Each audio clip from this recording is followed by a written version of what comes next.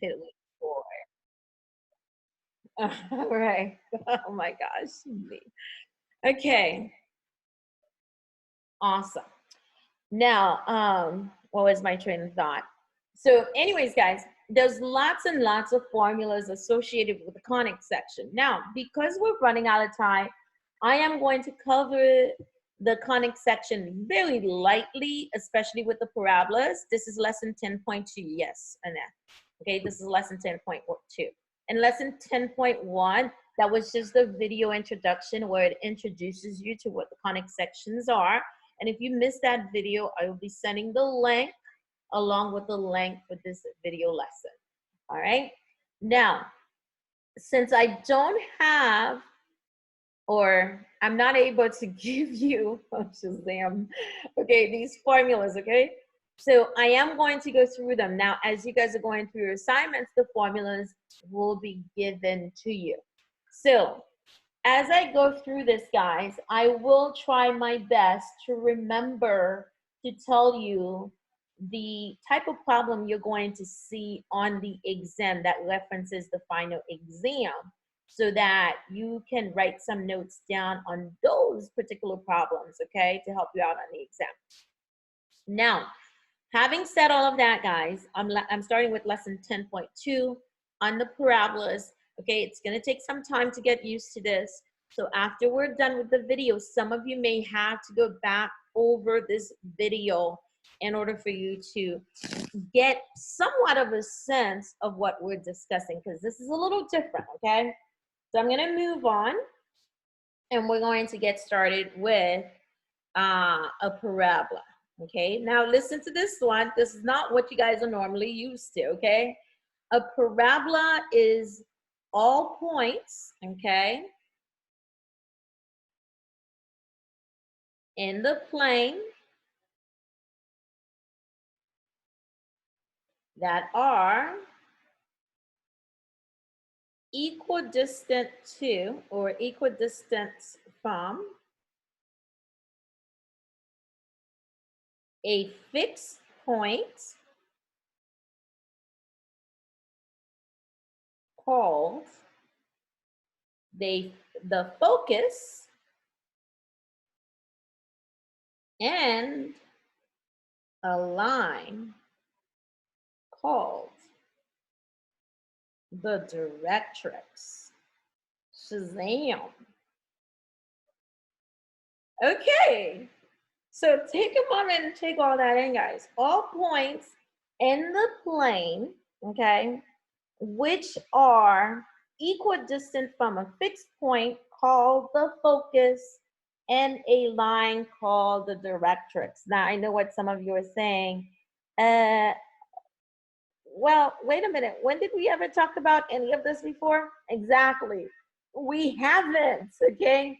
That's why this is a little different for you guys. And so I want you to put on those critical thinking caps, okay, as we progress through this, okay?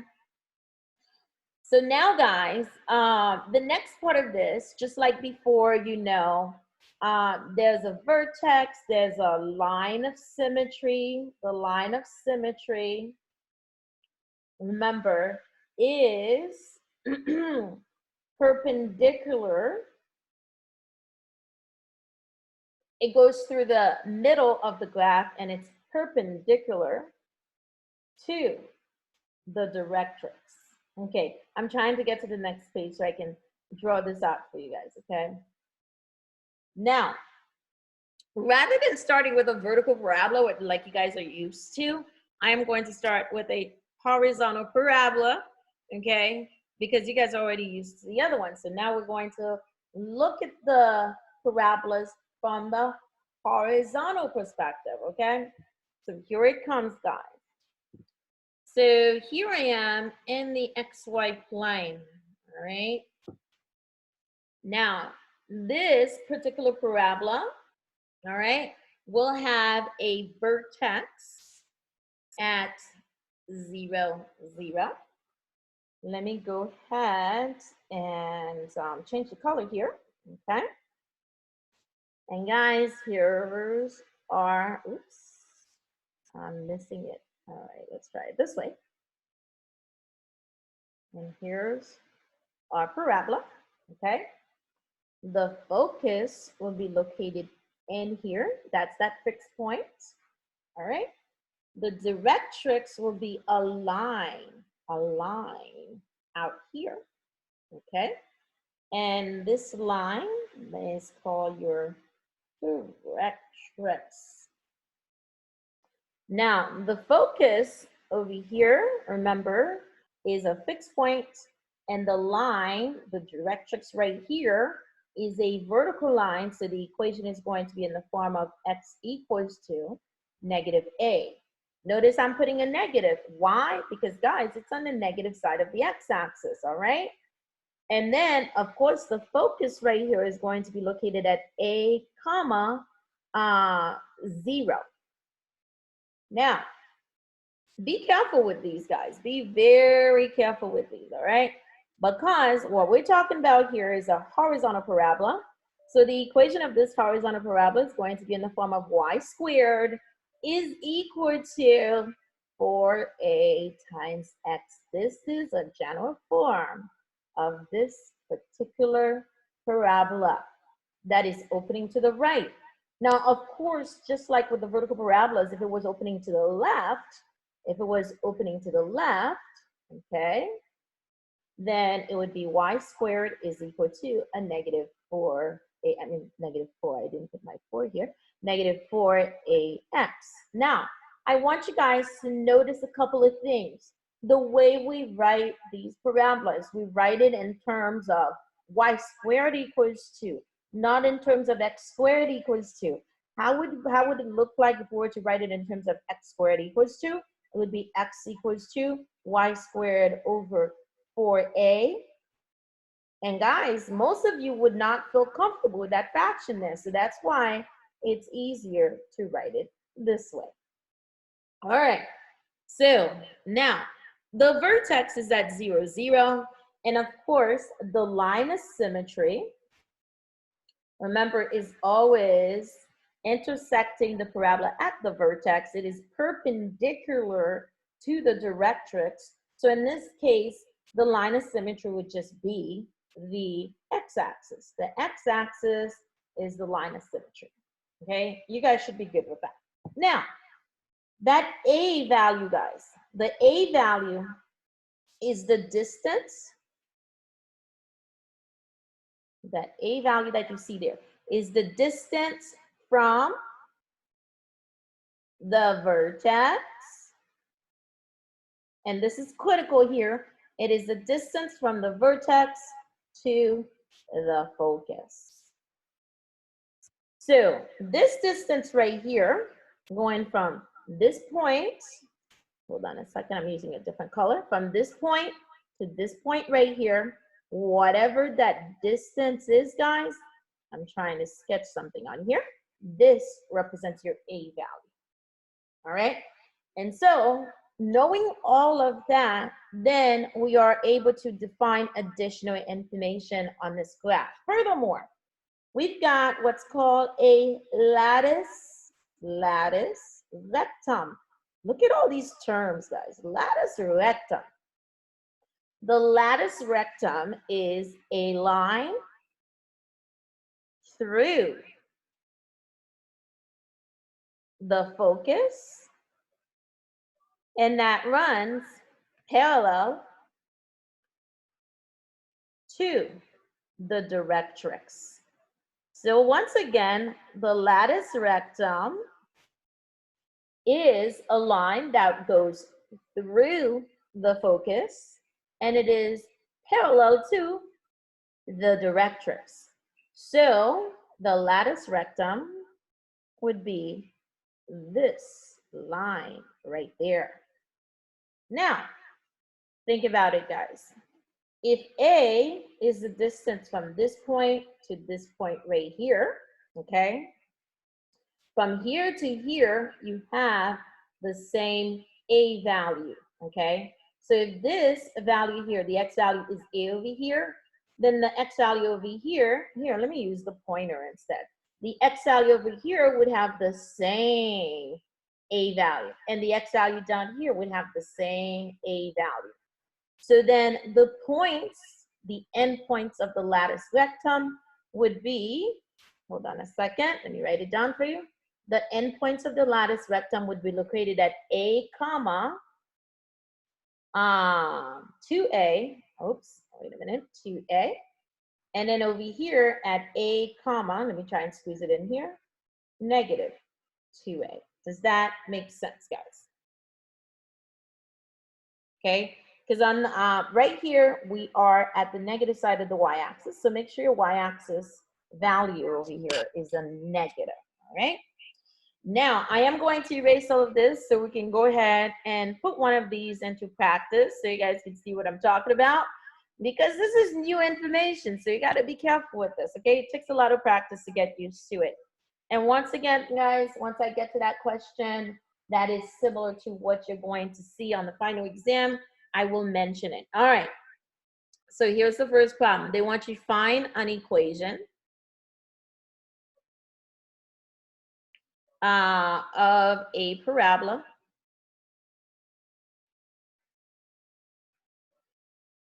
with a vertex at 0, 0.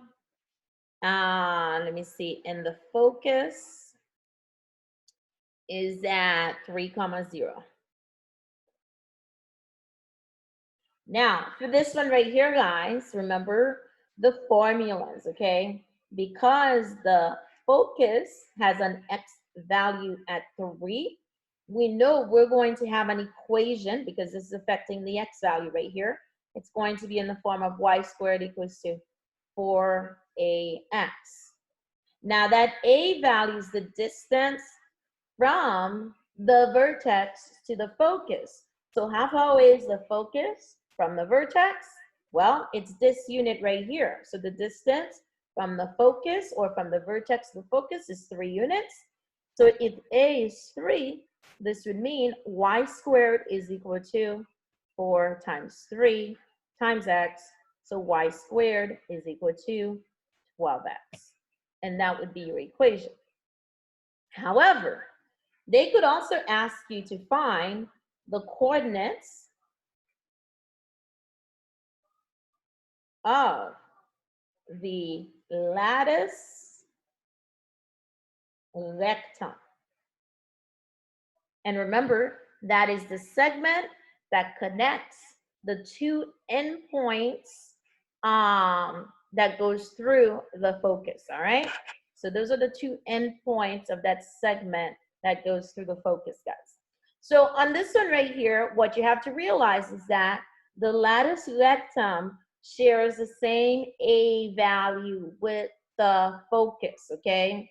The A value being the X value. So if we wanted to figure out the coordinates of the lattice rectum, then we'd go into the equation and we're gonna plug in 3 for X. We work it out, we get 36. Now we want the Y values because we already have our X value right there, which is 3. And so guys, when we take the square root of those sides, we get Y is equal to plus or minus, don't forget those plus or minuses, negative 6. So you would have a coordinate of the lattice rectum at 3, 6, and another one at 3, negative 6. Now, I'm going to try and sketch this out for you guys. Let me see here. Do I have sufficient space? No, I don't. So I'm going to go ahead and go to the next page, okay? Now, let's see here. So guys, here comes a sketch of this rough sketch, okay? So we know the vertex is right here at 0, 0. 1, 2, 3. This is the focus right there. Now we have the lattice rectum coordinates, one of which is at 3, let me see here, 6, 2, 4, 6, right about here. The other one is at 3, negative 6, which is right about here. Now remember, we're sketching a parabola here. So your parabola would look something like this. And of course, this is the point. That's the point that connects the segment, AKA the lattice rectum.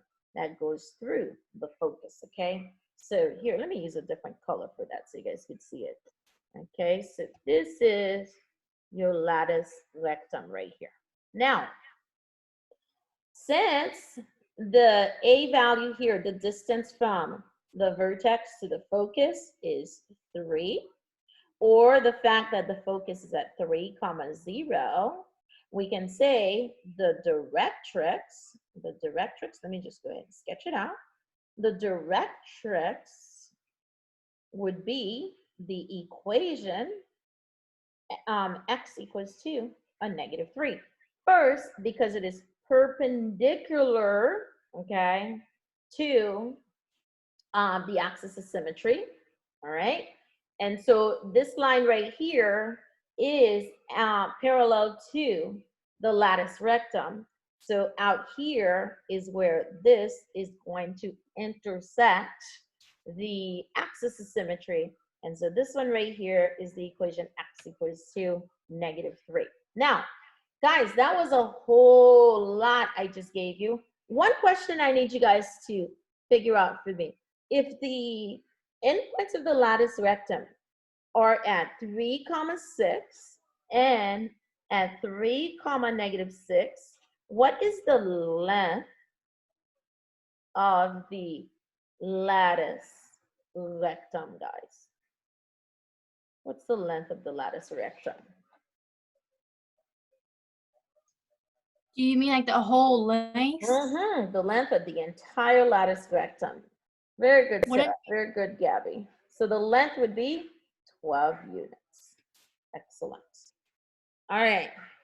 Now, I'm pausing here. I know this was our first example. It's a lot to take in.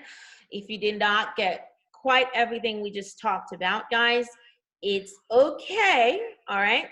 But those of you who have some idea of what we're talking about, do you have any questions so far? Okay, I have to at least get through the ellipses today. Even if I can't get to the hyperbolas, I have to get to the ellipses today, okay? So I'm gonna move on. All right, now, next one, guys. For this one right here, they want you to analyze this equation. Okay, so here's the equation and they want you to analyze it. By the way, I'm getting these examples directly from the textbook so that you guys can go and reference them later if you need to. All right, and I'm primarily focusing on the ones with a vertex at 0, 0, because I just want you guys to get the basics, okay? So obviously I'm already telling you that the vertex is at 0, 0. So the first question I would ask you, which is very obvious, no, I don't need to answer this question. Maybe I should. Is this one going to face left or is it going to open to the right? Is it opening right or is it opening left? Okay. All right. And then the other thing you have to determine is, do we have a horizontal one or do we have a vertical one? So if it's in the form of y equals 2, as in the x value here is not squared, then yes, that's a horizontal one. Now, if it was a vertical one, it would be in the form of x squared is equal to 8y. So in other words here, the y is not squared, or since the x is squared, you would have a vertical parabola. All right, guys. So next, let's look at the format of this, guys. The format of this is y squared equals to 4ax, okay? So the first thing we need to do is to figure out the a value. What is the coordinate of the focus? We need to find the coordinate of the focus, all right? So here, because this is a horizontal parabola, obviously the focus is going to be in the form of a comma 0, okay? So the x value is going to be different. All right. So in order to figure out the focus, guys, we're going to take the 4a, set it equal to 8. So 4a is equal to 8. So obviously a is equal to 2. So this means our focus is going to be located at 2, 0, because here the a value is 2. Now, let's talk about the directrix. So the directrix is pretty much the opposite of whatever the a value is. So if the a value was negative, you would do the opposite of it. If the A value is positive, we would do the opposite of it. So the directrix for this one is going to be in the form of x equals 2, and remember it runs parallel, okay? So this one would be x equals to -2. Now, let's talk about the lattice rectum. Rectum, guys. I love saying that word. I mean, this term right here, lattice rectum. Huh? Who knew? Asymptotes, holes, lattice rectum. I just love it. I so love it, guys. Anyways, let's move on. So here, let's talk about the lattice rectum, guys. For the lattice rectum, we know it's 2 units. The length of A is 2 units. It's the distance from the vertex to the focus. It's 2 units. So to find the coordinates of the lattice rectum, we're going to say x is equal to 2. So we go into the formula and we plug it in. 8 times 2 gives us 16. And then we want to take the square root of both sides. Now, y will equal to plus or minus 4. So this means that one of the coordinates will be at 2, 4, and the other one will be at 2, -4. Okay, those are the coordinates of the lattice rectum. By the way, guys, the length of the lattice rectum is always 2 times whatever the A value here is, okay? So in the case of this one right here, it would be 2 times 4, which gives you 8. All right. Now, I'm going to take a moment and pause and see if you guys have any questions. Anything? Can you repeat that? Can I repeat that? Okay. So you see how we just calculated the lattice rectum, the y values of the lattice rectum?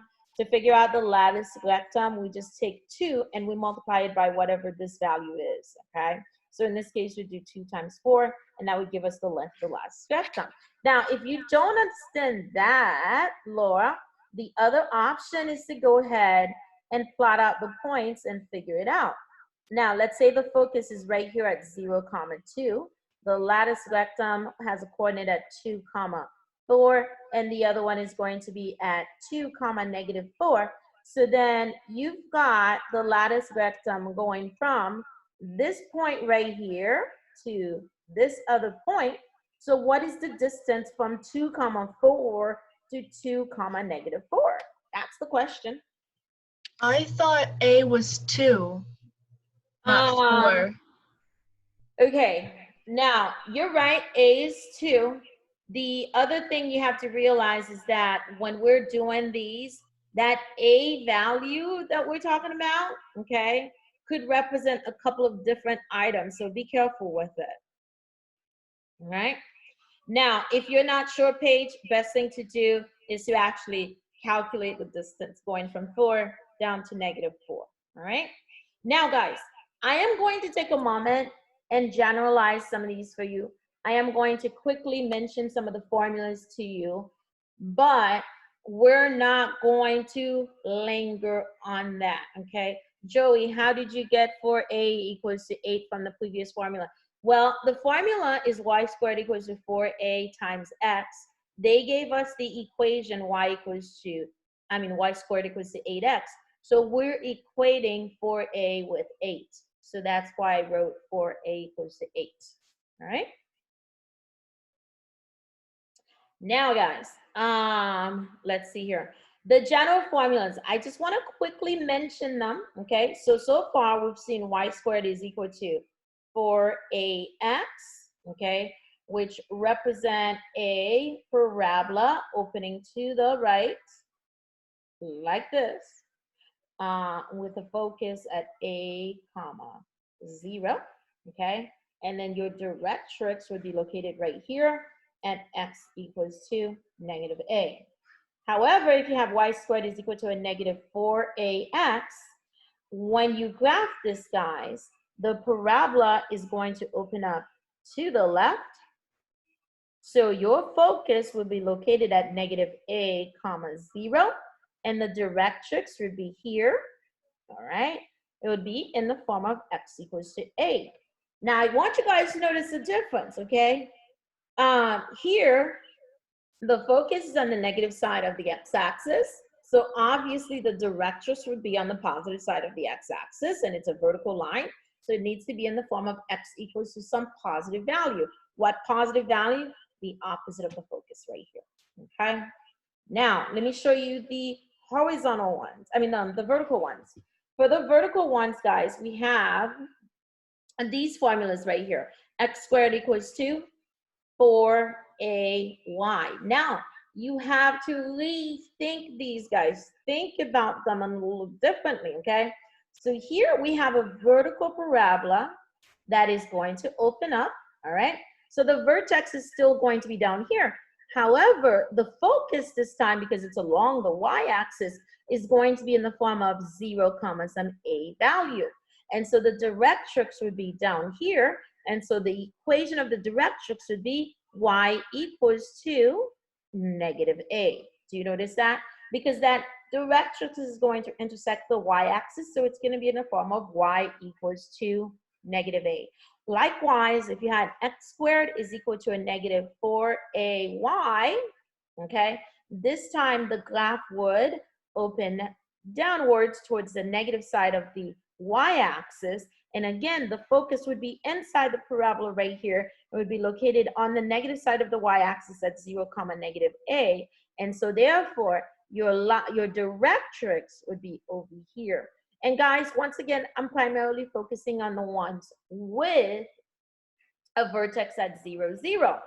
Now, what would happen if the vertex was at h, k? Obviously, you would have to change things a little bit, okay? Just a little bit, not that much, okay? And so when we're talking about these parabolas, guys, be very careful. Like in the case of this one, if you're looking at the vertex at h, k, I'm not going to talk about these that much. The formula would change to this. It's the same formulas, but they're adding that h and that k value there, guys. So you still have the 4a, and then it would be y minus k. And so what if it was a negative leading coefficient? So then this would change to just a negative. Here, let me just go ahead and put a plus or minus here, okay? I'm just gonna put a plus or minus here, okay, just to expedite the process. And if it was, these are the vertical ones. If it was a horizontal parabola, now we're talking about y minus k squared is equal to plus or minus 4a times, this time, x minus h squared, h, okay? So you still have similar parabolas to what we did back when we're studying just the functions, but here, guys, we're also looking at the ones that are not functions, all right? I'm gonna do a couple more examples, and I'm gonna highlight the question that you guys are going to see on the, can you minimize your screen, Presley? All right, can you do that? Okay, so, oh, you don't understand? Okay, Presley, listen. Right now, I'm focused on the ones with the vertex at 0, 0 primarily, because I'm just surface teaching this. But what I'm mentioning here is this. If your vertex was not at the origin, what would the equations look like? How would they be affected? Like these two equations that I just talked about, let me go ahead and use a different color here. Like these two equations I just mentioned, what would happen if the vertex was at h, k? It would still be the same types of equations, the same format. The only difference is now you're going to include the h, which represents your x, include the k, which represents your your y. And so this would reflect our vertical parabolas. Now, if you're looking at a horizontal parabola, again, since the center is now being moved, I'm saying center, I'm getting ready for the next part of this. Since the vertex is now being moved from 0, 0, the k and the h will affect the value of y and the value of x. So what does this take us back to? It takes us back to the transformations. The h and the k value moves the graph accordingly, guys. It moves it up or down depending on what's happening with the problem. So this is just going back to the transformations. Now, Presley, what I want you to do is to get the basics, okay, of just the ones with a vertex at 0, 0. And once you get the basics, you can always apply them to the ones that have a vertex at h, comma, k. It's not that much different. By the way, guys, the textbook is filled with formulas on this stuff, okay? Unfortunately, I can't write all the formulas on there because there's a large amount of formulas in here. All right, guys.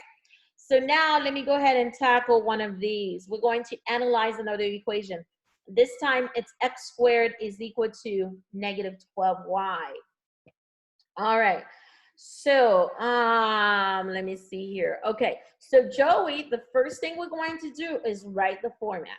X squared. Okay. Notice it's the negative 12y. So this would reflect a negative 4ay. Okay. So now we're going to find the a value. So negative 4ay is equal to negative 12. So it looks like a is equal to 3. Now, keep in mind, because it's a negative, when you graph this, guys, the graph is going to open down like so. So the focus would be located right about here. Remember, we're on the y-axis, so it's going to be located at 0, negative 3. All right, now your turn, guys. What's the equation of the directrix? That's the directrix right here. What's the equation of it? You guys tell me.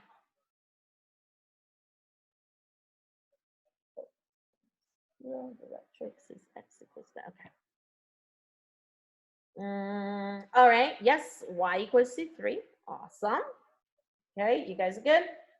All right, so now we're going to find the coordinates of the lattice rectum. Okay, there's one over here, there's one over here, and there's another one over here. So we're going to find the coordinates of the lattice rectum. Lattice rectum coordinates. And I'm also going to need the length, guys.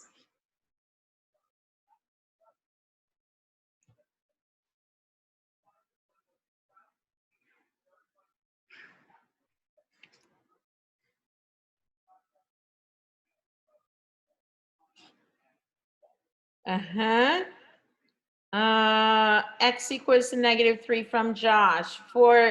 Was that for the directrix, Josh? Just be careful. Remember, the directrix is running parallel to the lattice rectum over here. So, oh, it's a mistake. Okay, gotcha. Okay, guys. I already could. Okay, all right, that's fine. Okay, so now let's talk about the lattice rectum. For this one, we'd let y equals to 3. So we take the 3, plug it back into the equation, so we get x squared is equal to negative 12 times 3, okay? Now, x squared was equal to, I mean, this should be a negative, by the way. Okay, so x squared is equal to 36. So you take the square root of both sides, guys, to get x equals to plus or minus 6. So the coordinates of the lattice rectum would be at 6, negative 3, 6, negative 6, negative 3, okay? So you would have one over here at negative 6, negative 3. And then the other one would be right there at, I'm trying to squeeze it in there, 6, negative 3. All right. What's the length of it? Oh, very good, Paige. The length of it, guys, would be equal to 12. All right, take a moment. What do you guys think? Miss Elser, I have a question. How would you know which form to use when it's negative or positive? Like, how do you know that? How do you know which form to use in terms of x squared equals to negative 4ay?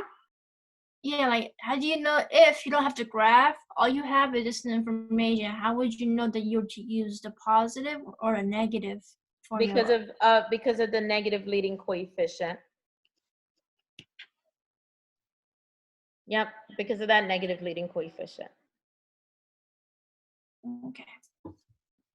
All right, guys. Now, let's go ahead and move on. This one right here, guys, we have to write an equation. Now, this is going to be similar to that exam question that you guys are going to see. So they want you to write the equation of a parabola. Okay, now the focus is located at 0, 4. Now, you should be thinking right away, wait a minute, my focus is at 0, 4. So this means that x is 0 and y is 4. The 0, 4 is located on the y-axis. If 0, 4 is located on the y-axis, which direction is my parabola going to open? Is it a vertical parabola or is it a horizontal parabola? That's the thought process that should be going on in your head, guys. Okay, and plus it says the directrix is the line y equals to -4. Y equals to -4. All right, guys. So if you have answered those questions, number one, is it going to open up or is it going to open downwards? Number two, is it going to be, well, I've already answered that question for you. Is it going to be a vertical one? Is it going to be a horizontal parabola? Well, I've already told you that it's going to be vertical. How do I know it's going to be vertical? There's two ways that confirms that. There's two things that confirm it. First, the y value here is being affected. Now remember, the vertex is at 0, 0, and my directrix is at -4. So when I graph this one, guys, I am going to have my directrix at -4 down here, y equals to -4.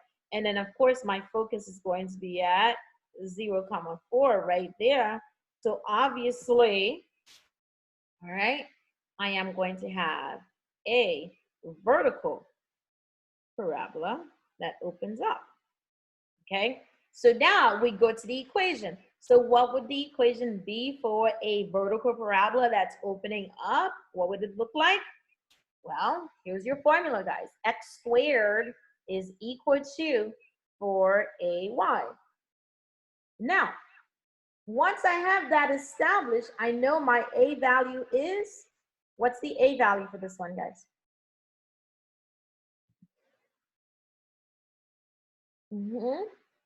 Yes, my a value is 4. So then I'm going to go into my formula and type it in 4 times 4, y, x squared is equal to 16y. And just like that, you have your equation. You really don't have to do anything else. I mean, for those of you who are curious about the lattice rectum and stuff like that, you can go ahead and find it, but you don't have to. Okay, so if we just did that one, guys, let me ask you this question, okay? And this is gonna be the last question I ask you, and then I'm gonna move on to the ellipses, okay? And this is similar to the one that you're going to see on the test.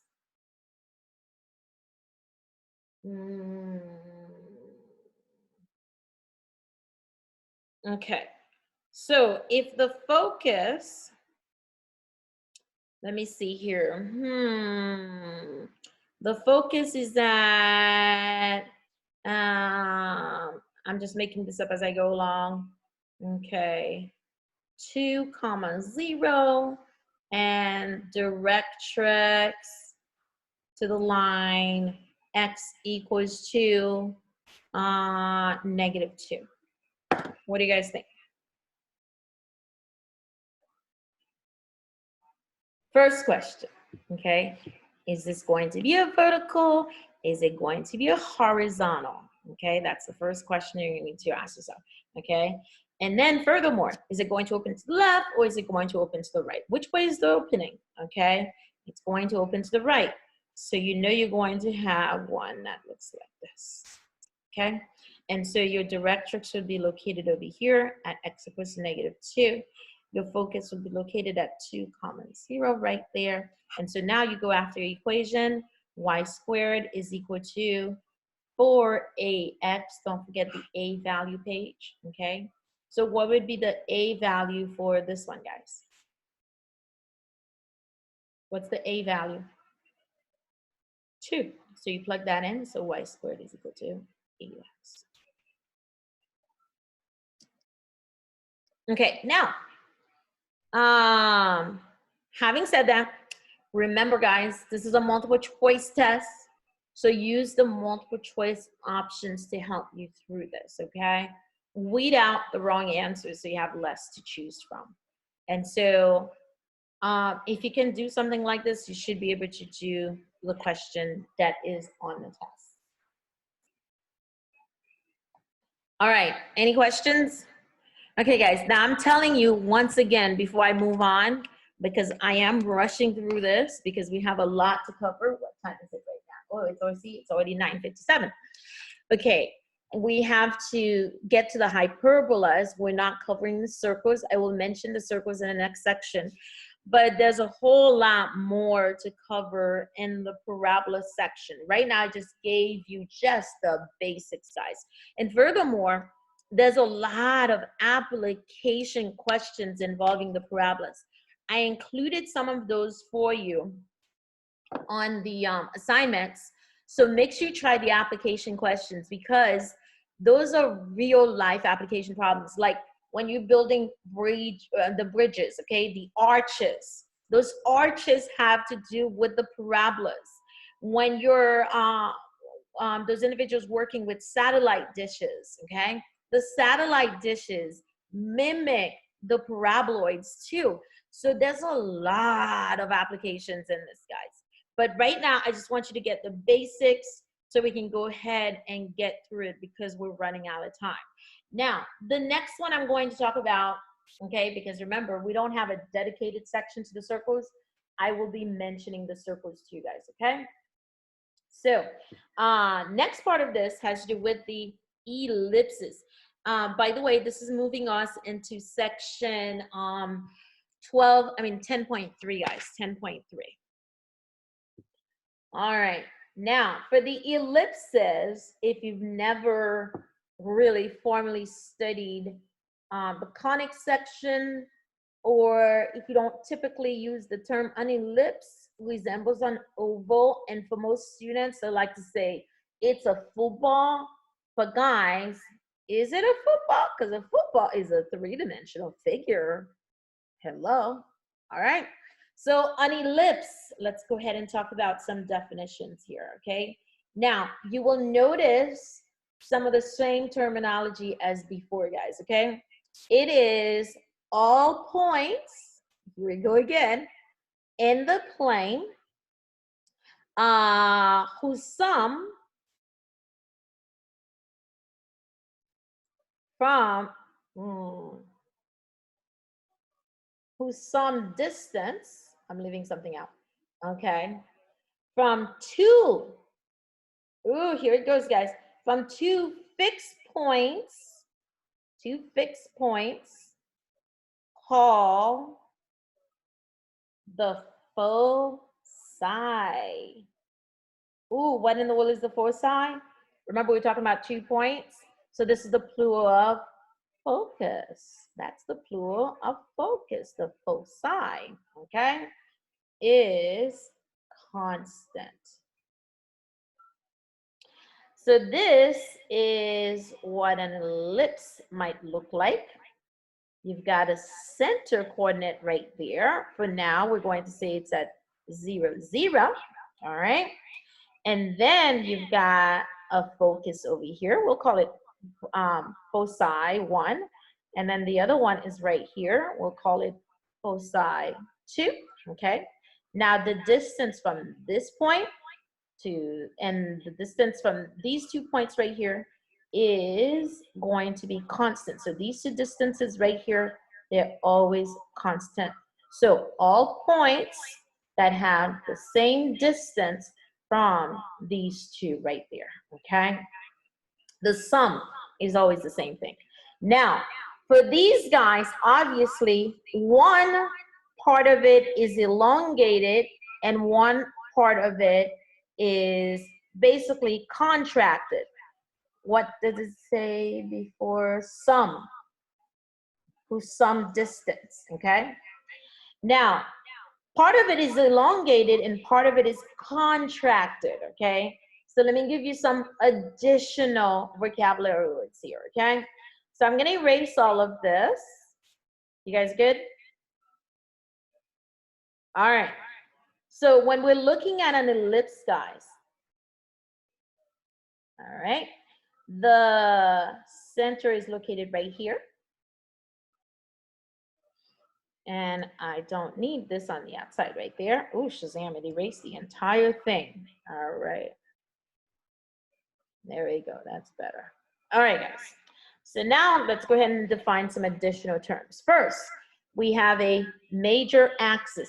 The major axis is the longer axis, and it goes through the center. So on the major axis is where you will locate the foci.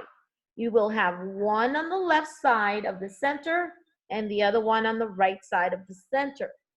Additionally, you've got the vertices on the major axis as well. Vertices, obviously, is the plural of vertex. So this one will have two vertices. So you've got one over here, and then you've got another one over here, okay? Now, additionally, guys, you can also find the length of the major axis. I'm gonna get to the formula in a minute, okay? Now, the shorter axis right here, we refer to it as the minor axis, the minor axis. Okay, so take a moment, look at all of that.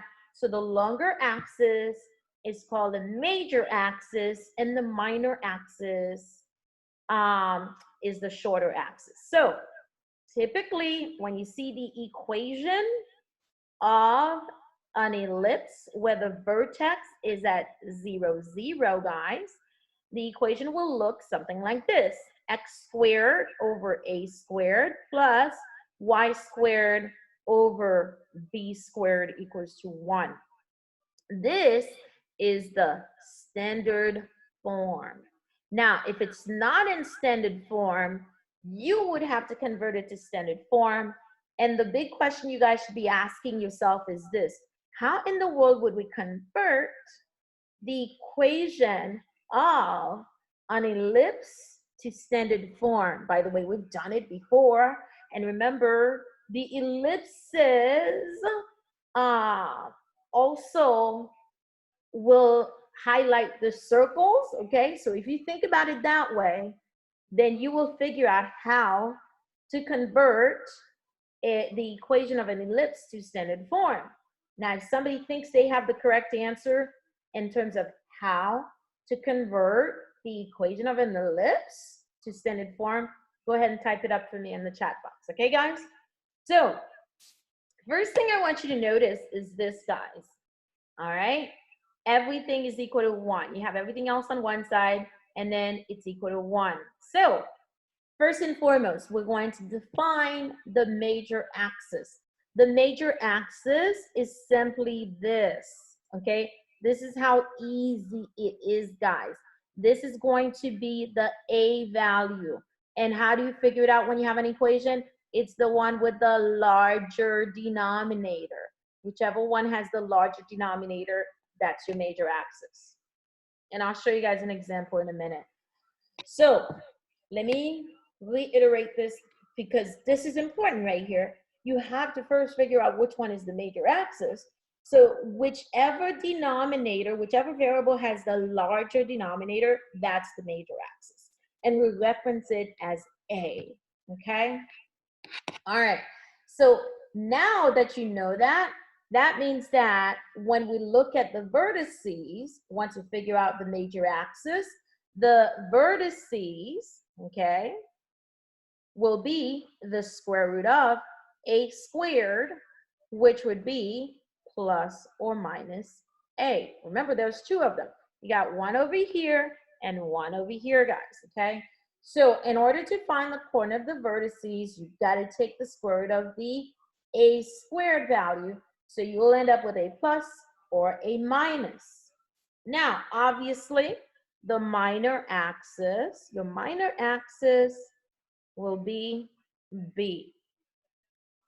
So now, guys, that's the smaller denominator.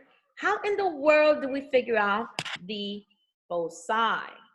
Now, the formula we use to figure out the foci is this one right here, okay? We have A, we already have B. A is the denominator of the major axis. B is the denominator of the minor axis. So how in the world to figure out the foci? Remember earlier I was telling you guys that you're looking at the sum distances that is a fixed point. Notice, guys, what does this, you know what? Let me use a different color so you guys can really see this. All right. So if we were to do this right here, okay, what kind of figure are you guys noticing right here? What kind of figure is being formed? What if I were to do this? Okay. A triangle? Yes, Lee, a triangle. And it's a special type of triangle. It's a right triangle, guys. Okay. So here, and of course, this segment is connecting the foci. So then the formula we use for this one right here, guys, is basically an altered version of the Pythagorean theorem. It's b squared is equal to a squared minus c squared.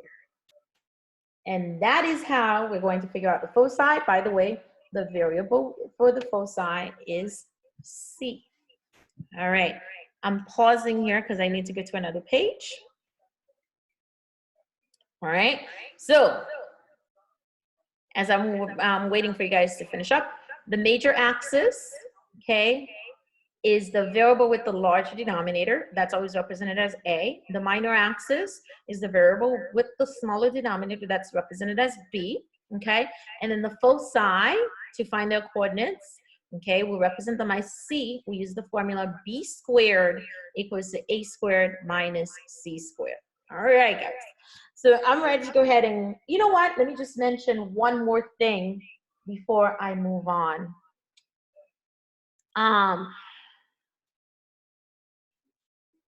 Hold on a second. Let me erase all of this. Guys, if the center is not at 0, 0, okay? I mean, not this, yeah, the center. Oh my gosh, I put vertex over here. That should have been center. I did not center my brain and change my thought processes. Change that for me, guys. I just realized that, okay? I meant center 0, 0. There are vertices in here, but be careful. Don't confuse vertices with center, okay? Now, let's talk about the center for a minute, okay? What if the center is away from the origin? Well, how is that going to affect this equation right here, guys?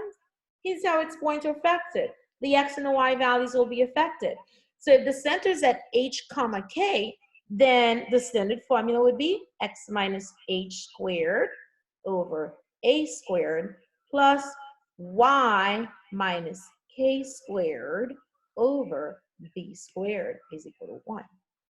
So again, this takes us back to transformations, guys, so that HK moves the graph, and because they are inside, they're moving the graphs in the opposite direction, all right? Okay, guys. So I had a question earlier for you guys, and nobody's put up the answer. How would we transform the equation? Okay, you know what? Let me write it down. How would we transform the equation of a ellipse to standard form? Okay, we've done this before. How did we do it for the circles, guys? What did we have to use to convert them?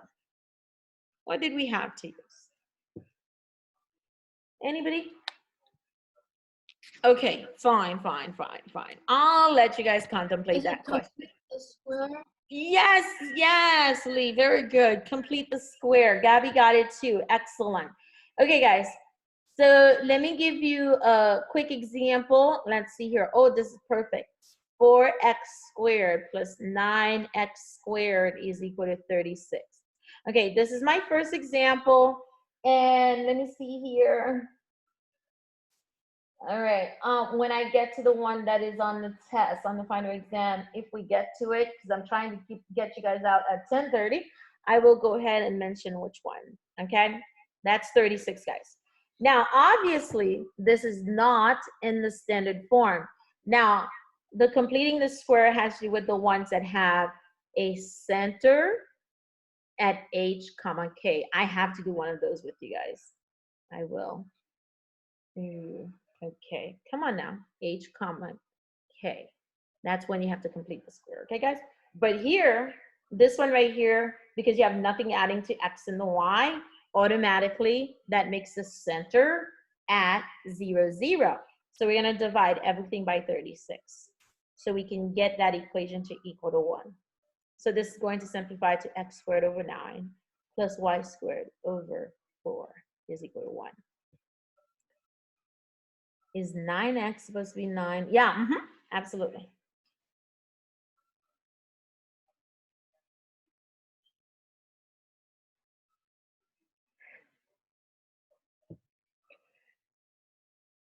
Okay. How you guys doing? All right. So now, guys, which one is the major axis? Is it X or is it Y? Now we're talking about the axis. Okay, right. X is the major axis, all right? Now, the next part of this is the radius of the major axis. What is the value of the radius?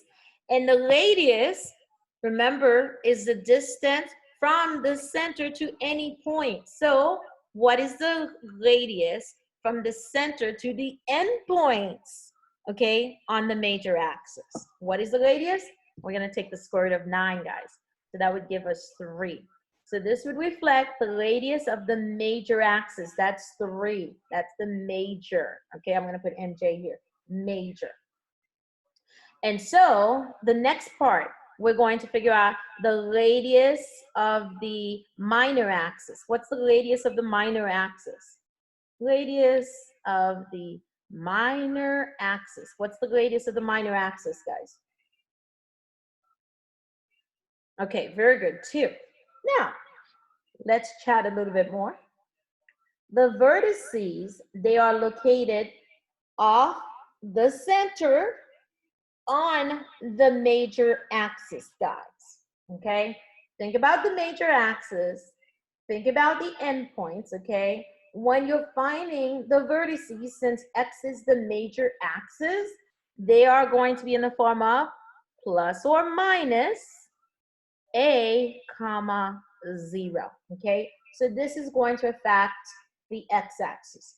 So what do you guys think that a value is going to be for this one? Plus or minus what? Plus or minus? 9. Not 9. Remember, you got to take the square root. This value right here,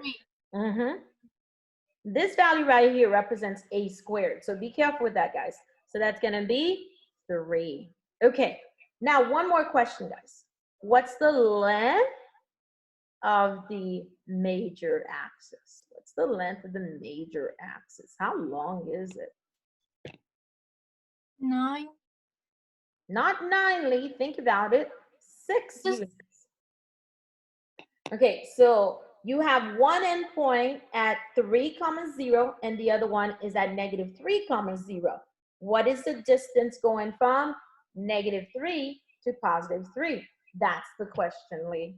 Okay? From negative 3 to positive 3, that's 6 units. All right. So might as well ask you guys, what's the length of the minor axis? The minor axis will have a length of 4. Yep. So if you want to generalize it in a formula, Lee, you could say the length of the major axis is going to be 2a, and the length of the minor axis is going to be 2b. All right, so you take the square root of the denominator of the major axis, which is 3, and you multiply it by 2. You take the square root of the denominator of the minor axis, which is 2, and you multiply it by 2. All right. Okay, so now guys, let's talk about the foci. Now we need to find the coordinates of the foci. We're going to go to the formula. B squared is equal to A squared minus C squared. Remember guys, the foci is represented as which one?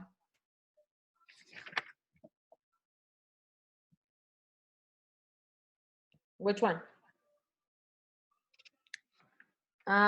Yes, it's represented as C.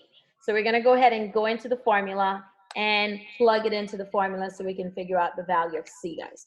So on this one right here, we are going to go ahead and plug in, what's the B? 2. And we're going to square it. By the way, since the denominator is already squared, you could have just used 4, guys.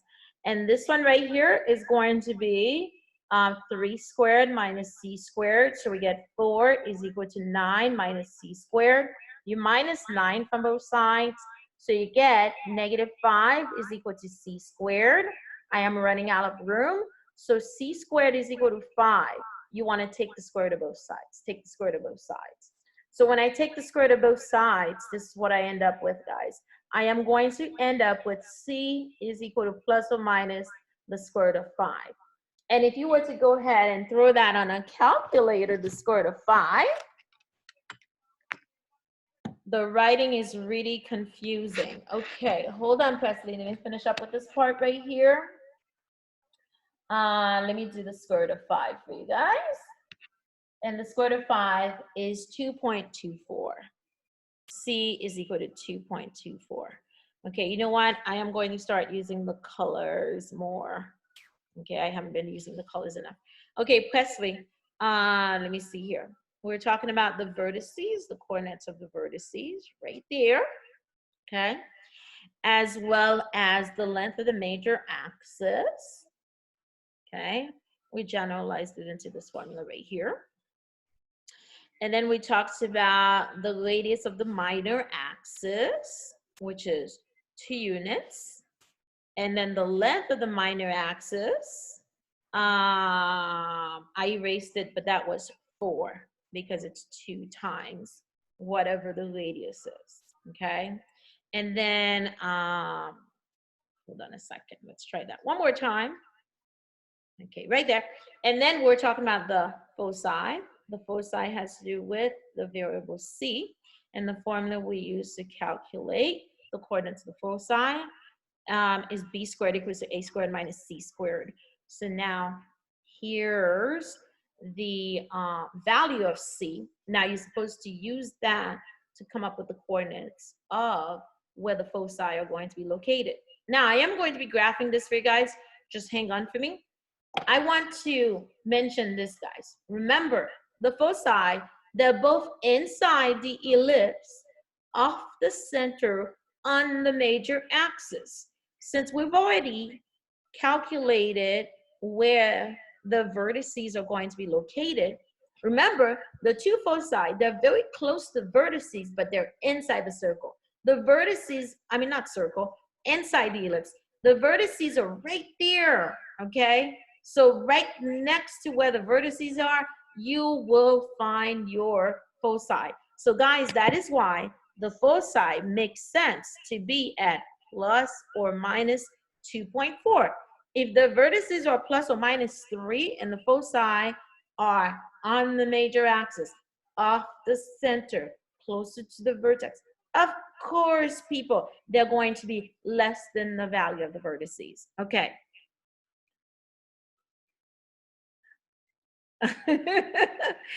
My brothers were yelling in the background. Sorry. What formula did you use to get 24 in the center? 24? Okay, there's no 2.24 for C. That's C. Okay, C is the value of the foci we're looking for, plus or minus 2.24. So when we write the coordinates of the foci, it's going to be plus or minus 2.24 comma 0. All right. So guys, I am going to now sketch the graph of this. Okay, so let's go ahead and work on it. It was x squared over 9 plus y squared over, what do we say, 4 equals to 1. Okay, guys. So we're going to go to the xy plane. Here's our center at 0, 0. By the way, everybody, we don't need everything to be able to graph this ellipse. So pay careful attention as I graph this. And let me go ahead and use a different color so you guys can see it. Graphing an ellipse is very similar to graphing a circle, very easy process, which reminds me, I need to talk about the calculator. So let me write myself a note there. Okay, I just misspelled that. Calculator. All right, I'll talk about it in a minute. Okay, guys, so I'm going to graph now. You ready? So I've got my center all plotted out right there at 0, 0. Okay, now I am going to find the vertices. Remember, the vertices are located at plus or minus 3, 0. In other words, one is at 3, 0. The other one is at negative 3, 0. So I'm going to plot them right here and right there. Okay. And then we have the radius of the minor axis, which is 2 units. So I'm going to go down 2, up 2. Okay. So pretty much I have everything I need to graph this ellipse, guys. So here it is. There's the graph of the ellipse. Now, I know what you guys are saying. Well, what about the foci? Okay, I'm going to show you where they are. The foci, we got one over here at 0, 2. Wait a minute, I'm writing the wrong thing. All right, we got one over here at 2.24, which is slightly past 2, 0, and another one at negative 2.24, slightly past negative 2 and 0. So we got one foci like right there, guys, right there. And then the other one is going to be right about here, okay? So we got a foci here and another one right there. Do we need them to graph? No, we don't need them to graph these ellipses. All right. That wasn't too bad, guys. That wasn't too bad. I'm ready to ask you guys that popular question, but I feel like some of you may be a little lost, and I need to do an additional example before I can ask you that question. So I am going to do an additional example, okay? Let me see here. Let me find a good one. Bum, bum, bum, bum, bum. Okay, that's good. No, I don't want to do that one. Oh, let's do this one right here. Yes, yes, yes. Let us do that one. Okay, guys.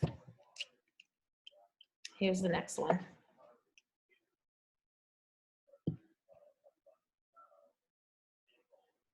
All right, 9x squared plus y squared is equal to 9.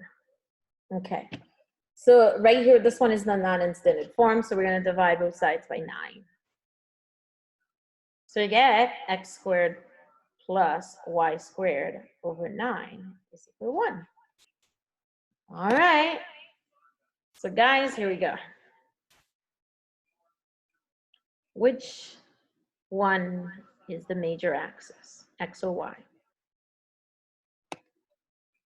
Y is the major axis. Everybody should be able to figure that out. Whichever variable has the larger denominator, that's the major axis. All right, so next we need the radius of the major axis, as in you take the square root of it. So that will give you 3, the square root of the denominator, okay? So whichever variable has the larger denominator, that's the major axis.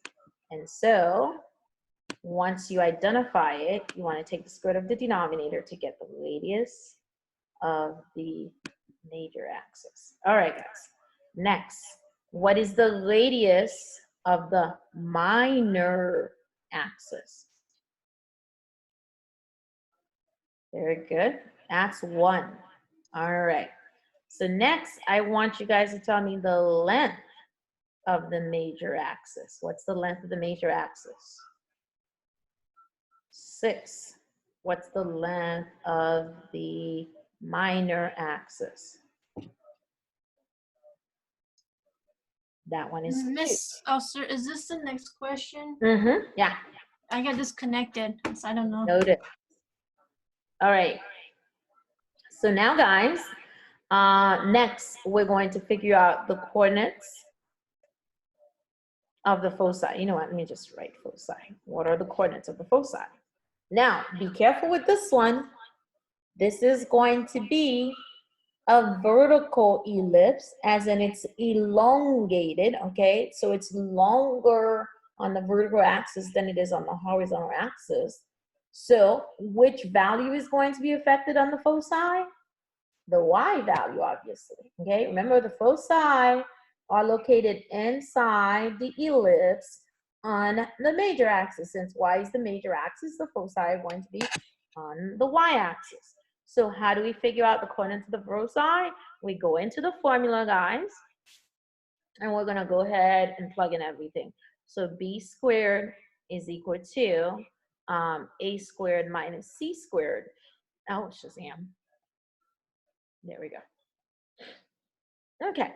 Now, the other thing you guys might want to do is to go ahead and alter this formula so you can solve for c squared. Why not? Okay. So if you're going to solve for c squared, guys, c squared will equal to what?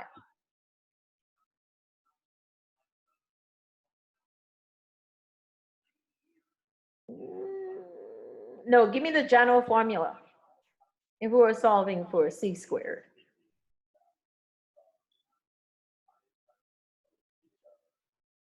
Yes, a squared minus b squared. So pretty much I have my a value. And remember, a, guys, is the denominator of the major axis. So be careful with that. So this would be 9. And then b squared is the denominator of the minor axis, which is 1. And then you want to go ahead and take the square root of that so you can figure out the value of c. Oh, Shazam, we have to simplify this. So what does it simplify to, guys?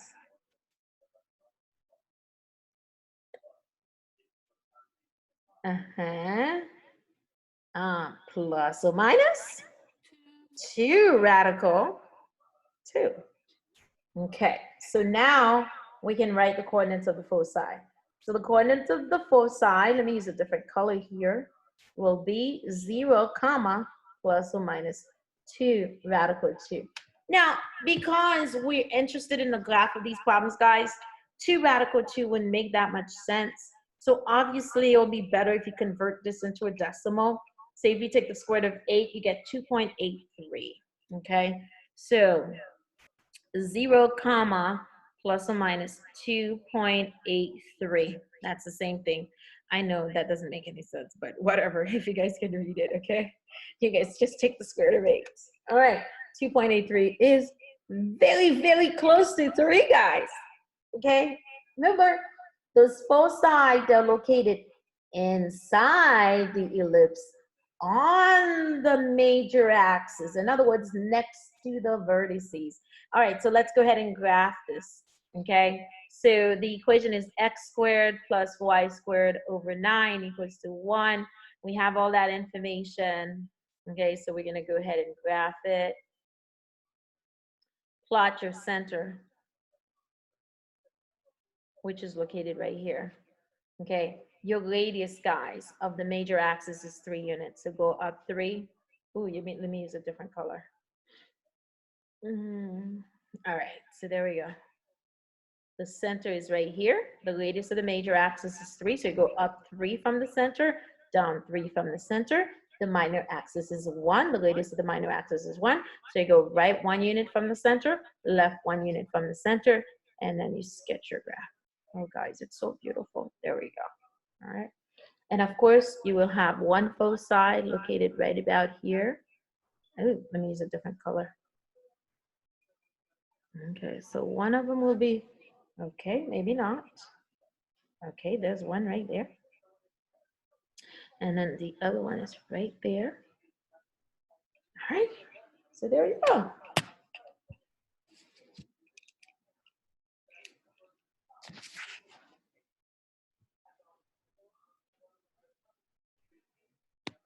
All right, guys. So let's write one. Let's write an equation.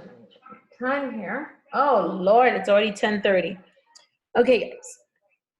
So let me see here. Let's write this one equation, and then I'll be done with you. Okay, just one equation we're going to write. All right, so on this one right here, it says the foci or foci. I love the word foci. It has a much better ring to it, but foci is the correct way to pronounce that. 0, 2. Now, guys, once you are told what the foci is, okay? I mean, the focus, no, they say focus on this one, okay? Now, the foci, obviously, because there's two of them, there's a pair, it would be 0 plus or minus 2, okay? They give you a focus, but there's always two. They travel in pairs with the ellipses, so you have to assume there's two. Okay, and the vertices, oops, this is not writing. Okay, vertices at 0, negative 3, 0, 3. We need to find the equation of the ellipse and then graph the equation. All right, guys, so let's chat.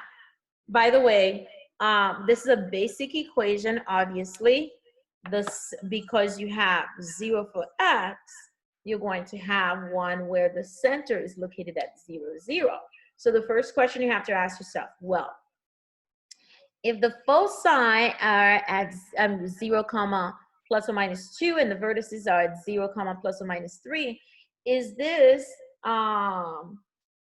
equation, I mean, is the major axis of this ellipse going to be x, or is it going to be y? That's the first question, guys. Which one? Is the major axis x, or is it y? Yes, it's y. Because, guys, as you can tell, the x values here, they remain 0. They haven't changed. So yes, the y-axis is going to be the major axis. So now the next question is, what is the denominator of y squared? What's the denominator? If the vertices are at plus, 4. not 4, but 9. Because the major axis is the y-axis, and the vertices are located at -3, positive 3. What number would you take the square root of it to give you 9? Or you could just take that number, Lee, and just square it. So that gives you 9, okay? All right, so we've got that. Next, we have the foci, which are located at plus or minus 2. And so to get the foci, we use the formula, guys. C squared, I mean, let me use this one instead. B squared is equal to A squared minus C squared. We have our A value, A squared. This is A squared right there, okay? So I'm just gonna go ahead and plug in 9 for that. Now, what would the C squared value be?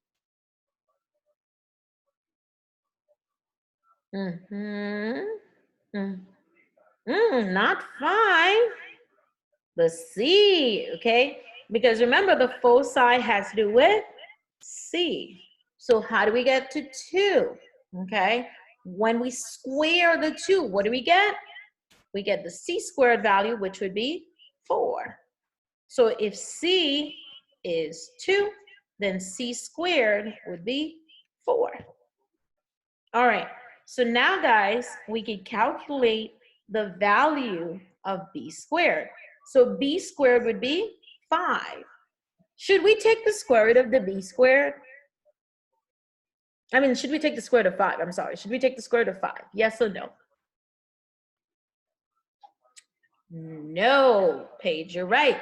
Sarah, no, we don't take the square root of it. Why? Because the denominator here represents B squared. So we just go ahead and plug that in there, okay? So this is your equation, guys. That's it. They just wanted the equation, and you got your equation. That's not needed right there. Okay, questions on that one, guys? No?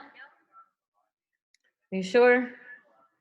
Okay, I feel like I want to go on, but I don't want to keep you guys any longer because it's already 10:36. So I'm ending class right here. We'll pick it up on Wednesday. Oh, I forgot to mention the calculator. Okay, calculator, guys. You do have a Conic application on your calculator. So you go under apps and look for conics. It's got all four conics in there. And so when you are working on these problems and you just want a quick graph without doing all the hard work, you can actually go to the conics application, find the right form, and then plug in those values and it will generate the figure for you.